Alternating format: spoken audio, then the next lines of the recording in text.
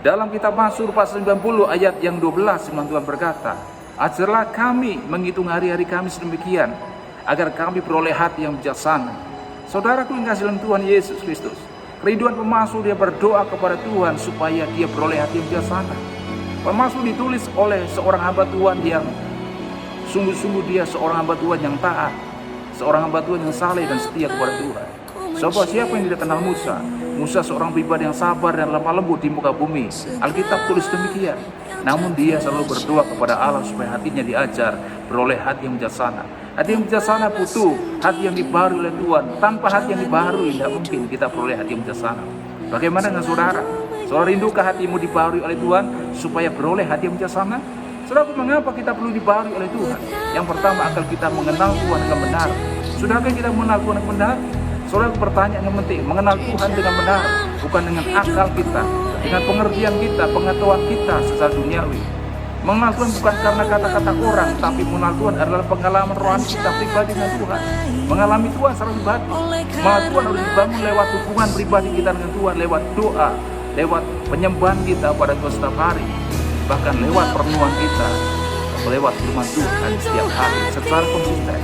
Orang yang senantiasa bangun bersekutu dengan Tuhan akan semakin mengenal Tuhan. Yang kedua, saudaraku, bagaimana hati kita supaya dibaharui oleh Tuhan? Agar, saudara, yang kedua, kita mengerti kehendak Tuhan. Bukan kehendak Tuhan yang utama dalam kehidupan kita, dan kehendak kita sendiri. Saudara, keinginan kita, kehendak kita harus kita dikendalikan oleh kuasa Roh Kudus.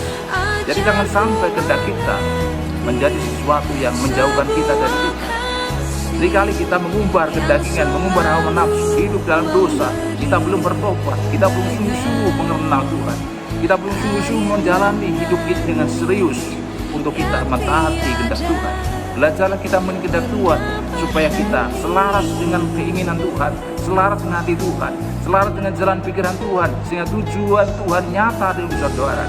Yang ketiga, saudaraku, bagaimana supaya hati kita dibaharui agar kita hidup berkenan kepada Tuhan. Saudaraku, jadilah pribadi yang tidak hanya sekedar baik, tapi jadilah pribadi yang hidup berkenan kepada Tuhan. Orang yang berkenan kepada Tuhan adalah orang hidup sungguh-sungguh meninggalkan hidup yang lama dan menuju kehidupan yang baru di tahun yang baru ini.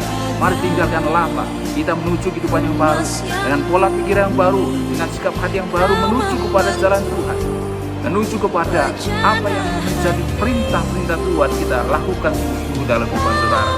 Saudaraku, untuk kita hidup berkenan pada Tuhan, tentunya kita mau hidup mentaati akan perintahnya, saudara.